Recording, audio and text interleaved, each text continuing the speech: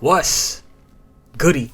It's your host, J Rose, as always, and today we got our top 5 shooting guards going into the 2025-26 NBA season. Let's get into it. Over 90% of the people that watch my content are not subscribed, so if you're messing with the videos, please hit that sub button and the noti bell so you'll get notified every time I upload. But let's get back to the hoops. You know, we got to start off with the honorable mentions, and for my first honorable mention, I'm not sure if I should be counting this guy as a point guard at this stage in his career, but I have James Harden. James Harden has been up and down at times, I feel like, but either way, his production is worth at least an honorable mention on this list. A guy whose assist work has consistently been good throughout his entire career. The scoring is really the most inconsistent part of his game now, which sucks because that was his calling card, and that's really what you need him to do, especially in these playoff settings, and that's the main reason why he's not on the official list, because once we get into the playoffs, you don't really know what you're getting from James Harden. He can give you a 40 ball, and then the next game he might give you 14. So I think the variance in which his consistency is at currently warrants him to be off the list, but James Harden is definitely in those top 10 shooting guards, and I would put him somewhere in these honorable mentions. My next guy, I have Norman Powell, and Norman Powell was a guy who definitely surprised me last year with a bigger role on the team. He finally got more shots to take, and that opened up his offensive game. And when the Clippers lost Paul George, I was expecting that to be a decent sized loss. And in actuality, what happened was they got rid of a player who was on a much bigger contract, and the player that was on their squad already ended up being better than Paul George was on the Clippers. And I think that's a crazy turnaround for them. It's a crazy turnaround for Norman Powell. Now he's on the Miami Heat, and he's going to have ample opportunity to shoot that ball. We'll see how that goes this season. The lineup could change, but I do believe that Norman Powell is going to have ample opportunity to prove his worth in this Miami Heat team, and it's going to be a really big piece. I think they're going to be a very good playoff contender actually coming up this season. My final honorable mention for this two-guard spot is Desmond Bane, and Desmond Bane has just really been a consistently good two-guard throughout his career, and now he's off Memphis. He's on the Orlando Magic, and I think he's really a guy that the Orlando Magic could use desperately. I wanted them to pick up a point guard because I feel like they still do have a playmaking deficiency on that team. But in terms of the scoring, the Magic are one of the most notorious teams in the league for having these moments where they just can't put the ball in the hoop. So getting a guy like Desmond Bane absolutely helps out the Orlando Magic, and his scoring repertoire, his jump shot is absolutely going to space the floor out for them and make that offense just flow way more freely and efficiently than it has in these past couple of years, and will absolutely help them going forward. Getting into the official list, at my number 5 spot, it was kind of weird to rank this guy because he's been played at so many different positions. They have him listed at a shooting guard / power forward, which is interesting. Jalen Williams last year averaging 21.6 points per game, 5.1 assists, and 5.3 rebounds. He made an All-NBA third team. He made the All-Defensive second team. He was an All-Star, and obviously OKC went on to win it all. So Jalen Williams has proved his worth in this league. He's a very, very good player. I saw on ESPN they had him ranked like 11.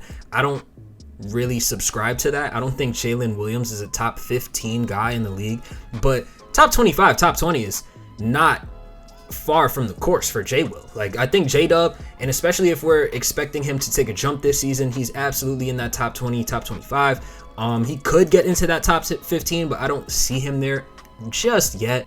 Obviously, on a team that we're expecting to at least make a really, really good push to go back-to-back this season, J-Dub is going to be a huge piece to that. He's the second option on that team. He's upped his scoring. His defense has gotten better, and I expect his scoring to possibly go up a little bit next year, and if it does, that can take the load off of SGA and really make this offense even more dangerous. When you have a guy like SGA who can score at will, having another guy who you know can consistently score at a very elite clip in J-Dub is going to make the Oklahoma City Thunder just that more dangerous and just that more of a threat in the Western Conference. I believe that J-Dub, right now, I'm going to have him at this 5 spot, but I wouldn't be surprised if he moved up by the end of the season. And you can argue me that he should be over at least 1 or 2 of the guys on the list, but I'm going to have him here at this 5 spot. At my 4 spots, I'm going to go with Jaylen Brown.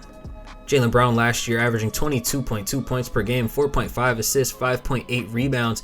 He was an all-star. He did have a dip in efficiency, especially his three-point shot was not amazing. His three-point shot has never really been amazing. So for that to drop, and then for his overall efficiency to drop, not a great sign. They also had a very underwhelming exit in the playoffs last year where Jaylen Brown didn't really look like the best version of himself. Jason Tatum was really up and down during that Knicks series, and he was having a very strong performance, but we all know that Jason Tatum's going to be out for the entirety of the 25-26 season, most likely. He said he wants to come back. I don't see him coming back from an Achilles tear that soon. I don't think it's smart for him to come back from an Achilles tear that soon. But with Jaylen Brown just being the front runner and being that number one guy in this offense, at least for the majority of the season, and even if JT comes back, I can still see him being the number one option, considering the injury that JT is coming back from. I expect Jaylen Brown's numbers to go up. I expect his usage to go up. I don't know how good the Celtics are going to be as a team, but I think Jaylen Brown, with what we've seen from Jaylen Brown throughout his career, for him to be a number one option and finally actually get that opportunity, if he lives up to how good some people were saying he was, especially when they went on to win that championship and he got the finals MVP and people are questioning who's the number one option, Jason Tatum or Jaylen Brown, right now is the opportunity for Jaylen Brown to prove that he really could be that number one guy. And I'm excited to see what he does this season. I feel like there's a variance to him as well. We could see him either be close to a top 10 guy or be at the bottom half of the top 20. I think those are really the two options here for Jaylen Brown in terms of his performance this season. Honestly, do have a lot of faith in Jaylen Brown that he's going to be good this year.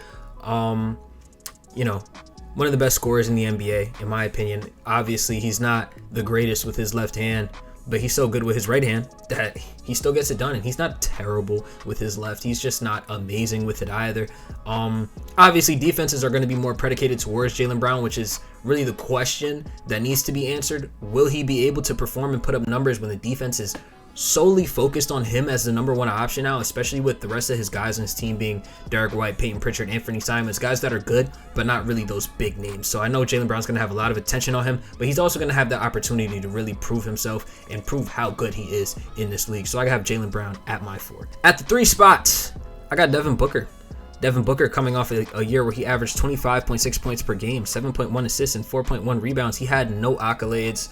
The Suns were really bad last year. His efficiency was a lot lower. Not a lot lower, but it was lower last year for sure, especially in that three-point column as well. And that's something Devin Booker is known for, his three-point shooting and his shot creation. So you would like to see him to be more efficient. He's not going to have KD. He's going to have Jalen Green and Dylan Brooks and those guys. The Suns aren't really competing for anything this year once again. I expect Devin Booker to be able to put up those numbers. I wouldn't be surprised if Devin Booker averaged 30 points a game on this team. I also love the fact that year after year, you're seeing Devin Booker's playmaking get better. Like I said, averaging 7.1 assists per game. There was a point in time where Devin Booker was looked at as just a scorer. And now I can realistically say that he has a playmaking aspect to his game and he can run point guard for stretches of the game. Devin Booker has been a top shooting guard in the league for many, many years, man. And the only guys competing with him are the two guys above him, in my opinion. And yeah, if he can just come back to form, and if the Suns can get back to form, I can easily see him being back in those convos to be in the top 2. But as of right now, I just don't see him being in that top 2, given the amount of success that the Suns haven't had, and slight dips here and there, just not looking as effective as he was in years prior. So I'm going to have Devin Booker here at my 3 spot.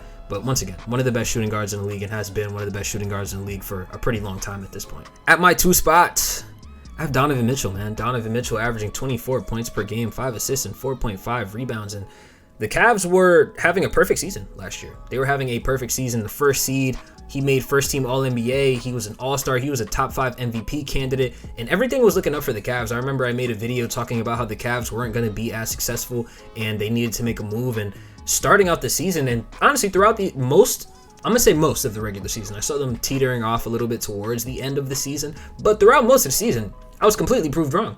That team was moving like a well-oiled machine, and it looked like they were really going to the finals. It was between them and the Celtics, and that's what it looked like for most of the year. And going into the playoffs, Donnie averaging 29.6 points per game, putting the team on his back. But once again, an underwhelming second round exit to the Indiana Pacers, and you just hate to see that if you're Donovan Mitchell. I feel like a guy who's that skilled, the fact that he's never really gotten close to being in the finals, and he's consistently getting bounced out of the first or second round. And if you're Donovan Mitchell at this point, you're not a young player, you're a solidified star in this league, and you need to lead your team out of that second round. I like Donovan Mitchell a lot, but the same gripes that I have for a guy like Embiid, who's consistently stuck in the second round, I have those same gripes with Donovan Mitchell. And is that fair? Because basketball is a team sport, and if you watched that series, it didn't look like anybody on the Cavs really wanted to touch the basketball. Every time they went down the floor, it was like, hey, Donnie, do something with it. Hey, Donnie, just like make a play, get some points, do something. Like, I don't know. Like, they're just not even trying to run any sets or really do anything off ball. It was a lot of hero ball from Donovan Mitchell, and even when he was dirt tired and was actively running away from the ball so he could catch his breath, standing in the corner, not trying to get the ball on offense, they were still force feeding him the ball. So I don't know how much of that lack of playoff success is due to Donovan Mitchell. In my opinion, it's not really his fault. I think Evan Mobley could fare to do better in the playoffs. I think Darius Garland could absolutely do better in the playoffs, and the health aspect has not really been on Cleveland's side. So I'm not gonna cut up on Donnie too much about the second round exit yet, but I feel like this year, especially with the Eastern Conference wide open, you were already the first seed last year. You got to make something shake this season. But Donovan Mitchell, eccentric scorer, one of the best scorers in the league, one of the best shooters in the league. I think his playmaking is also underrated. He doesn't average a crazy amount of assists, but 5 assists per game. I think he could fare to look for his teammates just a bit more. Donovan Mitchell is honestly just a flamethrower, so I can't fault him for the amount of shots he takes, because they be hitting. He has a very similar style to a Jalen Brunson in a way. Not saying that they play similarly, but that trigger that they have is very similar, and I admire that about both of them. So I have Donovan Mitchell here at my 2 spot. At my number 1 spot, I have Anthony Edwards. Last year, Anthony Edwards averaged 27.6 points per game, 4.5 assists, and 5.7 rebounds. He was an All-NBA second team. He was an All-Star and made his second conference finals appearance in a row. I just feel like Anthony Edwards, the only thing that he really should be working on in this offseason is his playmaking. Everything else has gradually came to him. If you just watch Anthony Edwards throughout the years, he always comes back with something new in his bag. And looking at just another season going by, and you can clearly see a deficiency in his game and what his squad needs him to do, especially without a really eccentric point guard on the roster. Right now, I think their starting point guard is it still Mike Conley? Is Mike Conley still on the team? Because it's between him and Rob Dillingham for that starting point guard job right now. So I believe that as the star player, as the guy who has the ball in his hand the majority of plays, Anthony Edwards absolutely does need to get better at playmaking. But as far as scoring and rebounding, athleticism, Anthony Edwards just has the full package, and he's shown off in his young career just how good he is and how high that potential really is for Anthony Edwards. And I do believe that he's going to come into the season and build on that and be possibly a top 5 player in the NBA. Going on last year, I honestly would have Donovan Mitchell at my 1, and I had Donovan Mitchell at my 1 last year going into the season. But this year, I'm just really projecting that Anthony Edwards will come into the season with another hunger and another level to his game and show off another level completely and really start getting into those talks with the Lukas, the Giannis's, the Jokic's, and really cement himself as a certified superstar in this league. And that's why I have Anthony Edwards at my number 1. If you disagree with my list or have somebody you think should be added, taken off, let me know. Put it down in the comment section below, and I'll catch y'all in the next one.